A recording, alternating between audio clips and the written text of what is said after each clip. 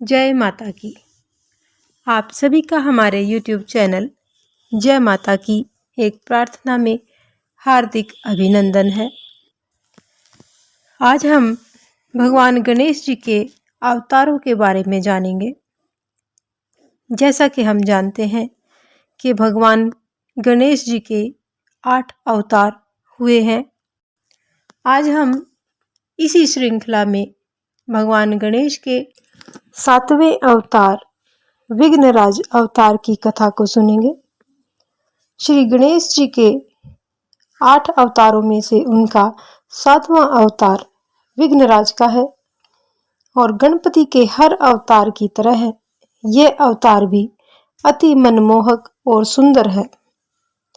भगवान श्री गणेश जी का विघ्नराज अवतार भगवान श्री विष्णु जी और ब्रह्मा का वाचक है।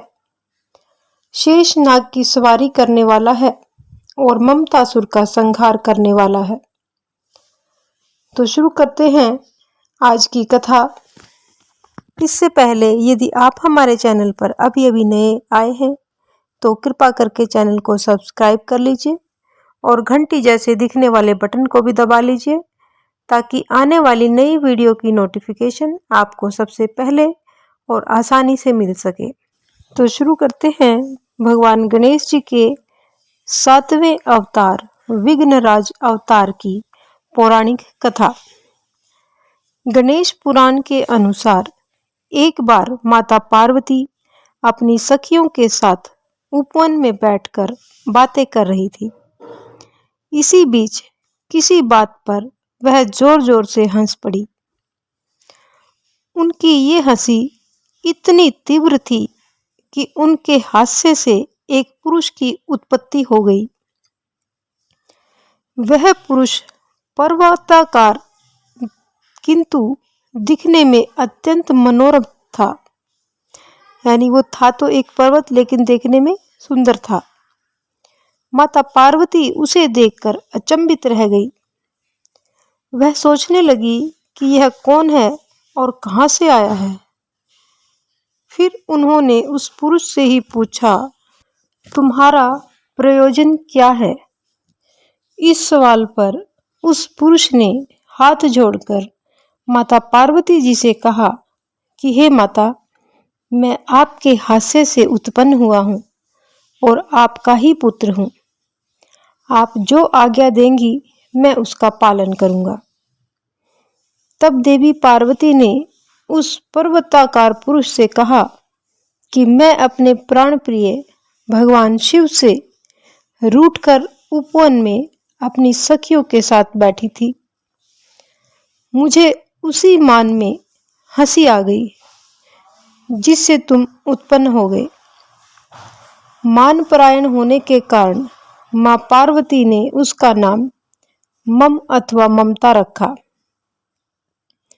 उन्होंने ममता को भगवान गणेश का षडाक्षरी मंत्र वक्रतुंडाय हुम का उपदेश दिया और जंगल में जाकर भगवान श्री गणेश की आराधना करने के लिए कहा। माता पार्वती की आज्ञा का पालन करते हुए मम ने उन्हें नतमस्तक होकर प्रणाम किया और वन की ओर निकल पड़े। वहां उन्होंने कई दिनों तक तप किया और कुछ दिनों के पश्चात उसकी भेंट शंबरासुर से हुई जो एक शक्तिशाली दैत्य था। शंबरासुर ने उसे कई असुरीय विद्याएं सिखाई। उसने मम को गणनायक की उपासना करने को कहा। मम कई हजार वर्षों तक वही विराजमान होकर भोजन और जल का त्याग करके कठोर तपस्या करने लगा। भगवान श्री गणेश ने इस तप से खुश होकर उसे दर्शन दिए।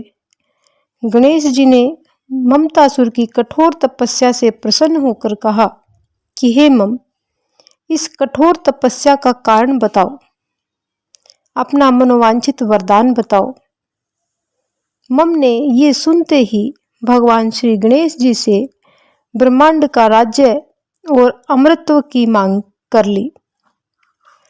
भगवान गणेश यह सब सुनकर अचंभित रह गए, परंतु उन्होंने कहा कि हे असुरेंद्र, तेरी मनोकामना दुसाध्य है, परंतु फिर भी तेरी सभी कामनाएं अवश्य पूर्ण होंगी।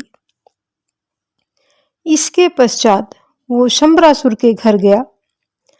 शंबरासुर के वरदान के बारे में सुनकर अति प्रसन्न हो गया और अपने रिश्ते को मम के साथ गहरा बनाने के लिए उसने अपनी सुंदरी कन्या मोहिनी से उसका विवाह करा दिया।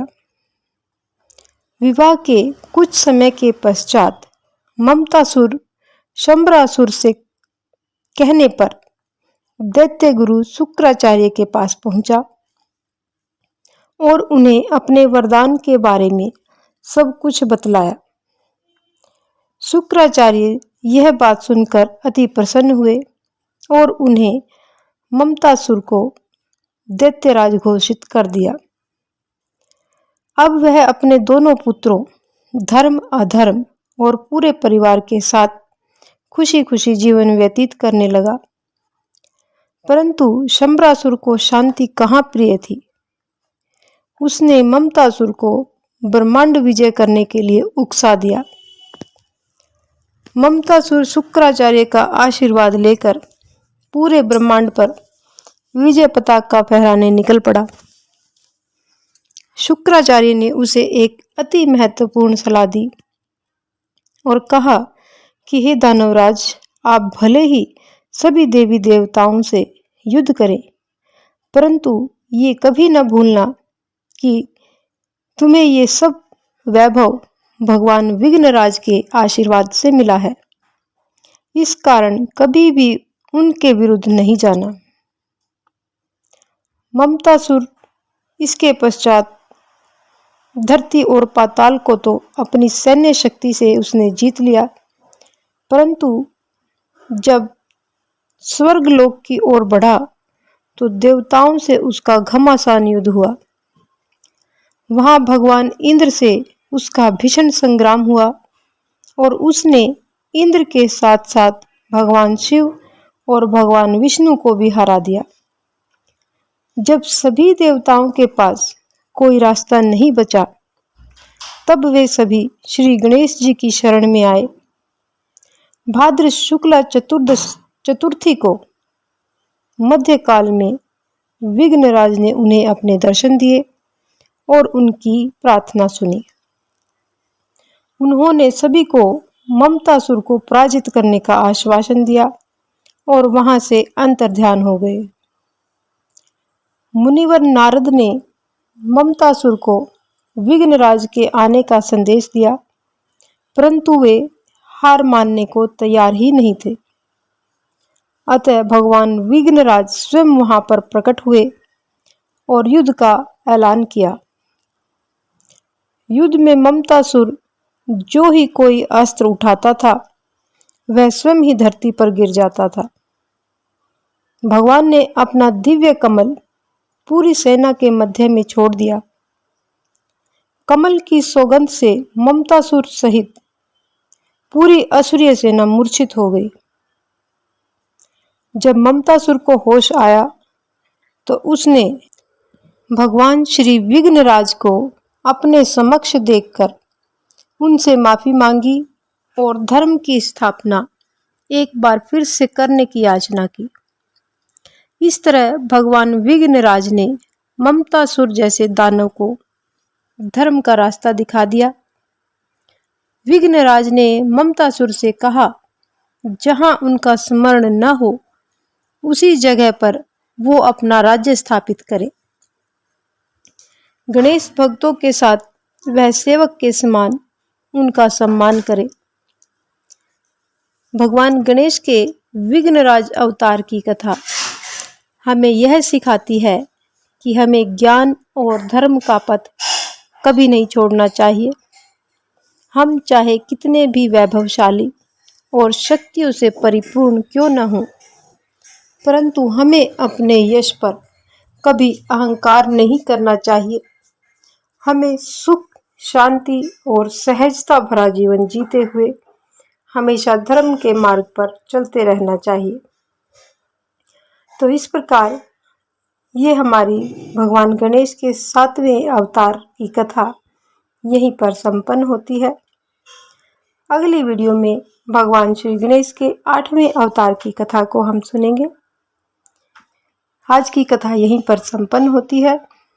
यदि आपको हमारी ये कथा पसंद आए तो एक लाइक का बटन अवश्य दबाएं।